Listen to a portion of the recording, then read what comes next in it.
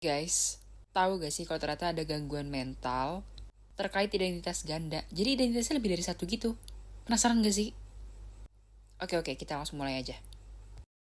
Film ini menceritakan tentang seseorang yang memiliki kepribadian ganda atau dissociative identity disorder. Hingga 23 kepribadian yang nantinya akan muncul kepribadian ke-24. Pada awal cerita, Kevin mengambil mobil yang ingin dibawa oleh ayah Claire saat mereka berjalan ingin pulang dari pesta ulang tahun Kevin. Kemudian, ketiga gadis itu disekap di sebuah tempat yang entah di mana keberadaan tempat tersebut.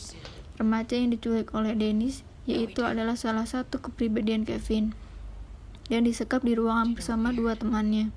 Casey sendiri terlihat antisosial karena memiliki masa lalu yang suram. Interaksi dengan Kevin akan menjadi fokus pada film ini. Casey dan kedua kawannya yang awalnya mengira bahwa di tempat itu terdapat beberapa orang, ternyata mereka salah.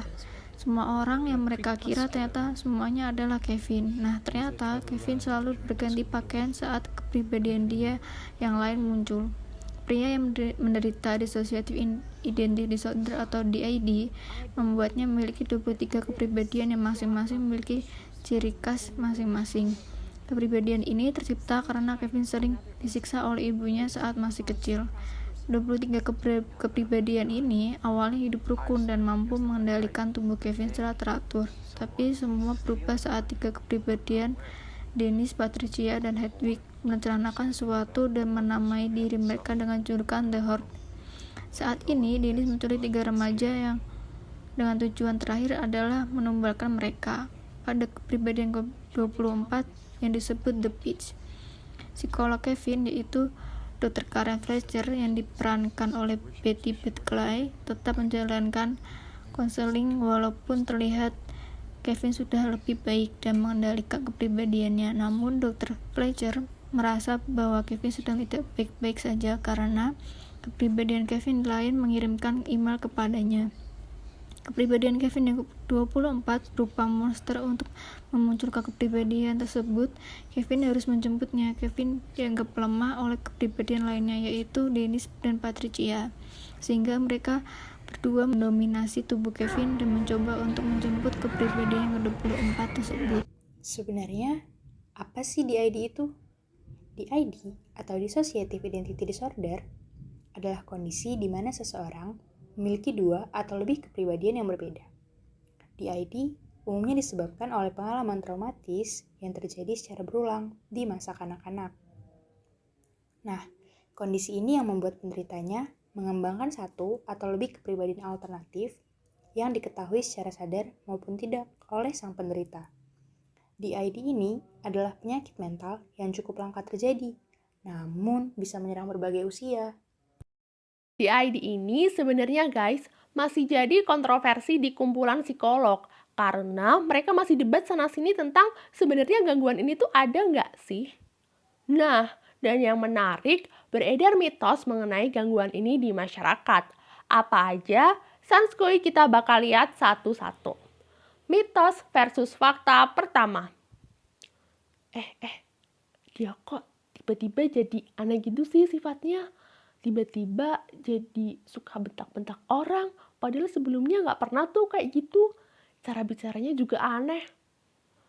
Waduh, kerasukan kali dia mah. Fix harus bawa ke dukun tuh. Padahal bisa jadi orang yang dibicarain ini salah satu pengidap dari DID, friend. Soalnya tuh ya, orang yang punya DID dia itu bakal punya 2 kepribadian atau lebih yang bisa jadi berbeda 180 derajat sama kepribadian aslinya. Yang namanya kepribadian lain tentu bakal punya ingatan, gerak-gerik, dan cara bicara yang beda. Mitos versus fakta kedua. Jeng, tahu nggak sih anaknya Bu X tuh katanya masuk RSJ loh. Katanya dia kena DID. Hah? Iya. Wah, kurang iman tuh. Nggak deket sih sama Tuhan. Jadi kerasukan setan kan?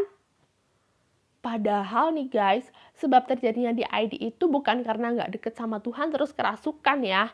Tapi Bisa jadi di masa kecil individu ini, dia mengalami kejadian tragis yang nyesek parah tuh dan bikin hati tertusuk-tusuk dan memicu DID di masa sekarang. Mitos atau fakta ketiga. Tapi kayaknya tuh DID kasus langka ya. Jarang banget gitu nemu orang yang kena DID. Padahal nyatanya di antara orang-orang yang lagi trauma sekarang, 6% dari mereka adalah pengidap DID. Dan mungkin sebenarnya masih banyak lagi aslinya. Tapi berhubung si DID ini cukup sulit ya friend buat diidentifikasi, jadi ya kebanyakan kasus gak terungkap. Ada nih penelitian di New York yang nyebutin kalau di antara 658 subjek, 9 orang di antaranya adalah penderita DID. Selanjutnya ada nih mitos versus fakta yang nomor 4. Apaan sih DID tuh? Sama aja kali sama skizofrenia. Beda ya guys, kalau skizofrenia itu gangguan berupa delusi dan halusinasi ekstrem. Jadi orang yang menderita skizo ini dengar nih suara-suara lain dari luar dirinya, padahal suara itu sebenarnya nggak ada.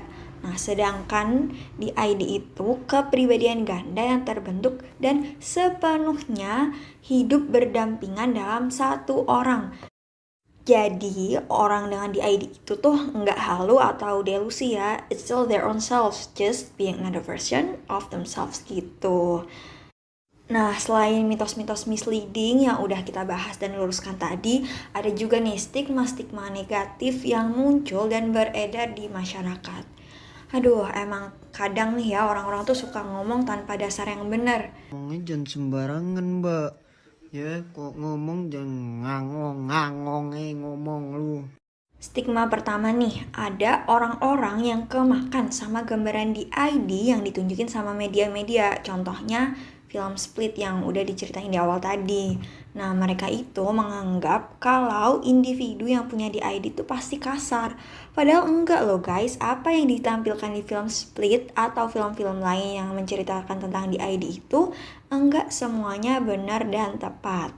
Perubahan kepribadian pada orang dengan DID itu enggak sedramatis dan enggak kasar atau violent seperti yang kita lihat di film Split.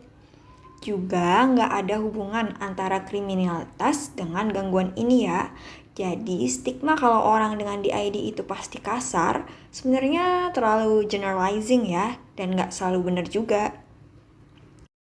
Terus ada lagi nih orang-orang yang menganggap kalau orang dengan DID itu cuma caper. Aduh, bikin greget banget nggak sih? Padahal DID itu benar-benar ada dan mengganggu ya guys. Ada perawatan dan pengobatannya juga. Jadi bukan cuma caper-caper manja lah. Nggak ada orang yang pengen kepribadiannya gonta-ganti nggak jelas karena itu pastinya bikin hidup nggak nyaman kan. The last but not the least, adanya pernyataan bahwa DID adalah penyakit yang memudar. Sayangnya nih, seberapapun kita pengen orang-orang bisa bahagia tanpa gangguan, DID itu masih terus ada. Perkembangan kasus DID ini selalu tercatat selama berpuluh-puluh tahun, bahkan sejak penerbitan DSM-3 di tahun 1980 sampai penerbitan DSM-5 yang digunakan saat ini. Despite all the changes happened through all years, DID ini masih diterima dan dijelaskan. Hal ini tentunya kontradiktif dong dengan pernyataan bahwa DID akan memudar. Nah, PsycInfo dan Medline juga mencatat nih bahwa terdapat 1.339 kasus sejak tahun 2000 hingga 2014. Banyak banget kan? Nggak kebayang nih kalau sampai 2022 bakal sebanyak apa. Tapi worry not, banyaknya orang dengan gangguan yang terdiagnosa sejalan kok dengan perkembangan penelitian kasus DID. Salah satunya ada nih perkembangan bentuk terapi yang menangani trauma dan disosiasi. Guys, kalian tahu nggak sih? Nyatanya, masih banyak orang yang menganggap bahwa pengobatan DID ini sangat berbahaya loh. Bahkan bisa memperparah gangguan ini. Alasannya sih, katanya individu nggak mau ingatan mengenai peristiwa traumatisnya kembali. Nah, terus pertanyaannya, bener nggak sih? Emang pengobatan DID ini seberbahaya itu ya? bahkan bisa memperparah gangguan ini. Nah, penelitian yang dilakukan oleh Clough pada tahun 1996 menyatakan bahwa terapi empatik dan kemahiran terapis dapat memproses kejadian traumatis dan mengurangi kemungkinan terjadinya krisis yang dibarengi dengan self-compassion. Guys, kalian juga harus tahu nih, obat-obatan tidak berefek langsung loh pada gangguan ini, melainkan dapat mengurangi gejala-gejala terkait seperti depresi, insomnia, serta gejala panik. Oh ya guys, dalam perkembangannya, dibanding penekanan pada pemeriksaan trauma masa lalu, pengobatan DID kini lebih mengutamakan peningkatan fungsi dan membantu klien untuk menjalani kehidupan yang lebih bermakna. Ada juga nih terapi yang dilaporkan berhasil digunakan, yaitu terapi kelompok dan hipnoterapi. Kak, ada lagi nggak sih selain 2 terapi itu atau emang cuma 2 aja ya? Eits, tunggu dulu guys. CAT, Cognitive Analytic Therapy, juga dapat membantu mengatasi DID ini. Tujuannya adalah untuk mengidentifikasi pemikiran, perasaan, dan perilaku pengidap DID. So, guys, kalian masih khawatir dengan pengobatan DID? Atau mau dibawa ke dukun aja? Eits, jangan dong guys. Kasus DID sendiri ini sebenarnya udah banyak juga penelitiannya, bahkan lumayan banyak ya film-film yang bahas, tapi masih ada aja masyarakat atau orang-orang yang nyiptain atau nyebarin stigma atau mitos negatif yang akhirnya bikin individu-individu DID ini jadi tertutup dan gak mau minta tolong. Nah, pemahaman-pemahaman yang kurang tepat kayak gini nih guys, harus segera kita luruskan ya. Jadi kita harus pahamin dulu yang betul, baru boleh cap-cip-cup sana-sini, oke? Terus gimana Kak kalau kasus DID terjadi di sekitar kita? Oke, tenang bro, sis, karena masih ada yang bisa kita lakuin buat bantu teman, rekan, keluarga, atau siapapun deh pokoknya orang-orang di sekitar kita. Jadi ini ada kiat-kiat untuk how to help gitu ya, cielah. Oke, yang pertama banget kita kudu stay calm ya guys. Tenang kalau mereka lagi switch atau saat perubahan. Switch ini kadang halus, gak kelihatan dari luar, tapi ada juga yang dramatis. So stay calm ya guys, tenang. Lanjut, kita harus paham sama trigger atau pemicu. Kita pakai bahasa trigger aja kali ya, bahasa yang belakangan ini sering dipakai sama orang-orang gitu. Nah, trigger ini bisa jadi tempat, bau, suara, dan ini akan beda-beda tiap orang. Dan alangkah baiknya sebagai teman yang budiman, kita bantu untuk menghindari trigger-trigger ini, guys. Terus selanjutnya nggak kalah penting, justru kayaknya ini poin penting ya. Don't forget to take care ourselves. Perhatiin diri kita sendiri, oke? Kita sehat fisik atau enggak, sehat mental atau enggak, kita harus aware sama diri sendiri. Karena memang nggak bisa dipungkiri ya, berada di sekitar DID ini tuh berpengaruh ke kita. Tapi bukan berarti DID ini nular. Gak nular kayak flu gitu, enggak ya, Wak?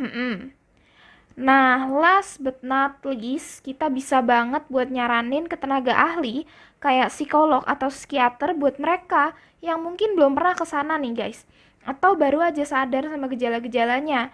Dan kita juga bisa nemenin kalau mereka mau ke tenaga ahli yang tadi itu ya, ada psikolog, ada psikiater. Kali aja kan takut, dakdikdukser, nervous gitu ya. Nah, kita bisa banget buat nemenin mereka. Mungkin kelihatannya kecil ya hal-hal yang bisa kita lakuin ini dan sedikit gitu, tapi ini tuh impactnya besar ya dan bermanfaat banget buat kita dan juga mereka gitu. So let's learn and do it ya guys. Ya, bisa dibilang DID ini singkatnya adalah orang yang punya identitas atau kepribadian ganda. Dan ini harus segera ditangani ya guys, ini bukan suatu hal yang edgy atau suatu hal yang diglorifikasikan. Nope. Ketika kamu udah mulai ngerasa nggak nyaman atau ngerasa ada yang nggak beres dengan diri kamu, atau misalnya rekan-rekan dan kerabat kamu merasa demikian, mending langsung temui tenaga profesional seperti psikiater atau psikolog.